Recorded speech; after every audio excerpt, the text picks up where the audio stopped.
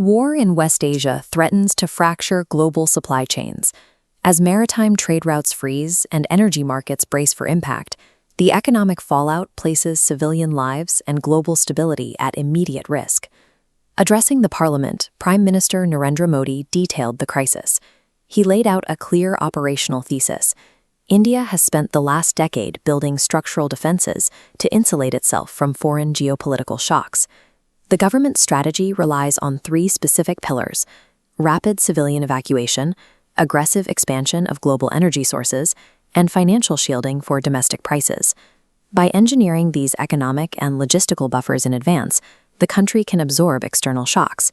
This allows India to maintain a neutral diplomatic stance, calling for peace without the immediate pressure of domestic collapse. The most urgent vulnerability is demographic. Nearly 1 crore Indians currently live, work, and study across the Gulf region, placing a massive civilian population directly in the crosshairs of regional instability.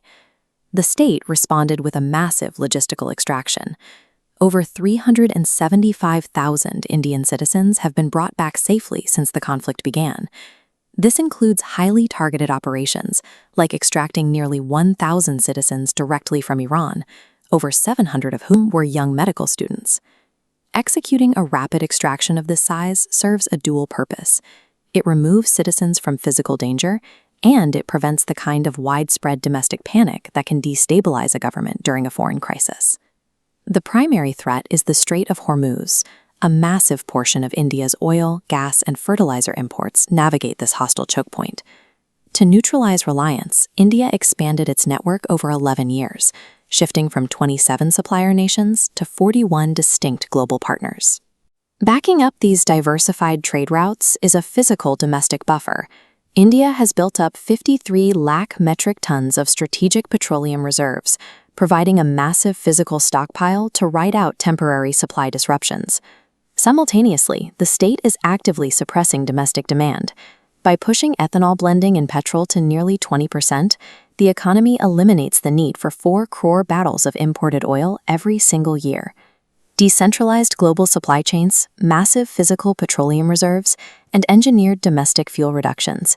These pillars work together, detaching the nation's baseline energy security from the day-to-day volatility of the Middle East. Beyond oil, supply chain disruptions historically trigger severe domestic inflation, particularly by choking off the agricultural sector and threatening national food supplies. This chart shows the stark divergence in agricultural costs. Global supply chain failures pushed the international price of a single urea bag up to 3,000 rupees, but the Indian government subsidized the domestic market, locking the cost securely below 300 rupees. That financial shield is sustained by local production. In the last decade, 6 new domestic urea plants were commissioned, adding over 76 lakh metric tons of manufacturing capacity right inside the country's borders.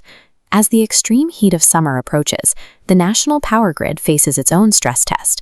To prevent blackouts, the state is operating on a dual fortification, a record production of 100 crore tons of coal, running in parallel with 250 gigawatts of installed renewable energy capacity.